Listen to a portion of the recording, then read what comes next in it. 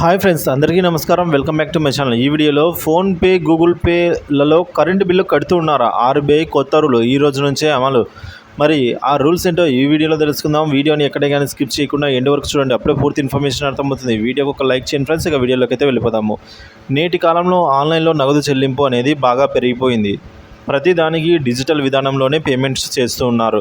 ఇక నిత్యావసర సరుకుల నుంచి అనేక ఇతర వాటికి కూడా ఆన్లైన్లోనే పేమెంట్స్ చేస్తున్నారు. ముఖ్యంగా ఫోన్పే, గూగుల్ పే, పేటీఎం వంటి వాటి ద్వారా కరెంటు బిల్లులు, టీవీ బిల్లులు, ఫోన్ రీఛార్జులు వంటివి చేస్తూ ఉంటారు.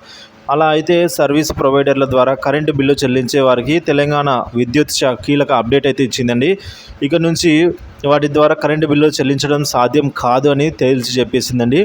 పూర్తి వివరాలకి వెళ్తే ప్రస్తుతం చాలామంది ఆన్లైన్ పేమెంట్ సర్వీస్ ప్రొవైడర్లు అయిన గూగుల్ పే, ఫోన్పే, పేటీఎం వంటి వారు వినియోగించి వివిధ రకాల బిల్లులను చెల్లించేవారు. అంతేకాక ఆన్లైన్ షాపింగ్తో పాటు కరెంటు బిల్లులు వంటి ప్రభుత్వానికి చెల్లించే నగదును కూడా వీటి ద్వారానే చాలామంది చేస్తూ ఉంటారు.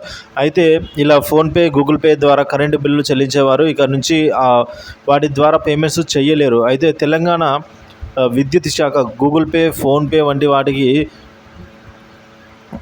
వాటి ద్వారా కరెంటు బిల్లులను చెల్లింపులకు ఇకపైన నిషేధం అంటే నిలుపుదల చేసిందండి.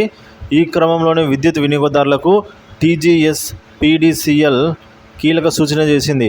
ఆర్బీఐ ఆదేశాల ప్రకారము సర్వీస్ ప్రొవైడర్లైన PhonePe, Paytm, Amazon Pay, Google Pay బ్యాంకుల ద్వారా కరెంటు బిల్లుల చెల్లింపు నిలిపివేస్తున్నట్లు ప్రకటించింది.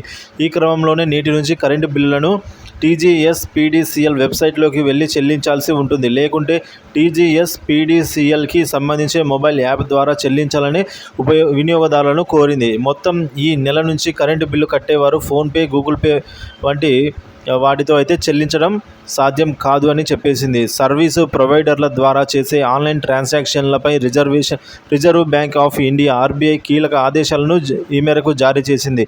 వాటికి అనుగుణంగానే తాజాగా టీజీఎస్ పీడీసీఎల్ ఈ నిర్ణయం అయితే తీసుకోవడం జరిగింది ఫ్రెండ్స్.